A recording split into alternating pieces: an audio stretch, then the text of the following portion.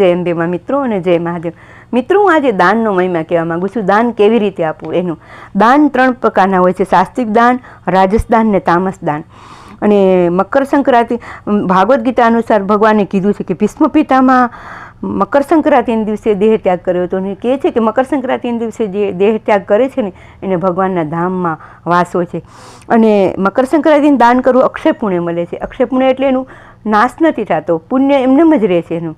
અને ઘણી આપણે એવું કરી છીએ કે મકર સંક્રાંતિ દિવસે ગરીબોને, બ્રાહ્મણોને, સાધુ સંતોને વસ્ત્રનું દાન આપીએ છીએ, કોઈ ધાનનું દાન આપીએ છીએ. અને સાત્વિક દાન એ કહે છે દાન કરવું એ આપણું કર્તવ્ય છે એમ સમજીને આપણે દાન કરી અને ફળની આશા રાખ્યા વગર કરવાનું દાન.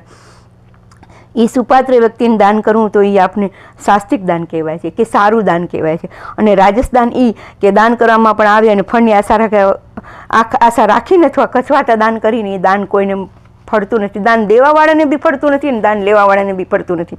અને તામસ દાન એ કહે છે કે આપણે જ્યાં દાન દેવાનું છે ત્યાં નથી દેતા અને અલગ જગ્યાએ દાન આપી છે ને એ જગ્યાએ ખોટી સમયે અને ખોટા સ્થળે આપણે દાન આપી છે એ તામસ દાન કહેવાય છે. એ દાનનું ફળ મળતું નથી. દાન દઈ દીધું પણ એનું ફળ મળતું નથી.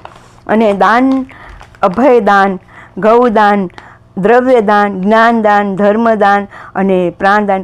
કન્યાદાન કોઈ આપે છે, લગ્ન કરે છે દીકરીના તો કન્યાદાન દે છે.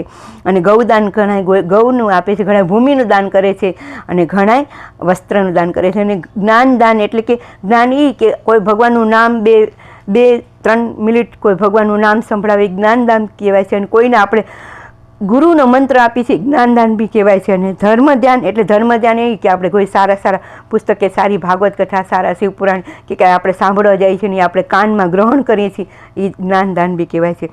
અને કોઈને દાન આપવું એ મહાપુણ્ય છે. અને સંક્રાંતિના દિવસે દાન દેવું એ મહાપુણ્ય છે. કેમ કે અભય અને અક્ષય દાન રહે છે એનું એ દાનનો નાશ નથી થતો અને એ દાન વર્ષ સુધી ચાલે છે. મિત્રો, જો મારો વિડીયો સારો લાગે તો શેર કરજો. ખૂબ ખૂબ ધન્યવાદ, ખૂબ ખૂબ આભાર. અને દાન કરતા રહેજો. જો આપને 100 રૂપિયાની આવક હોય તો 10 રૂપિયાની દાન કરજો. મિત્રો, દાનનો મહિમા બહુ મોટો છે. ધન્યવાદ, ખૂબ ખૂબ આભાર. અને આવો જોતા રહેજો મારો વિડીયો.